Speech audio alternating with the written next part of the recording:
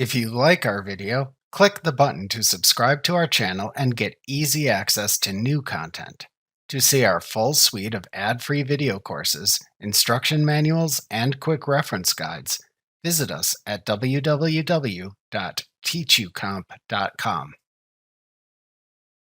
After creating the company file and reviewing the chart of accounts, you should add any vendors to your vendor list. You only need to add beginning balances for vendors to whom you owed money as of the start date of your QuickBooks company file. You can add more vendors to your vendor list as needed. However, if managing trust accounts, you should also add your own law firm to the vendor list.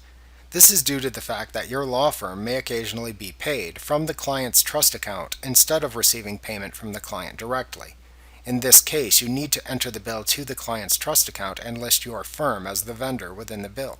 To review the process of entering a vendor record, please review the lesson titled The Vendors List in Chapter 3 of this tutorial.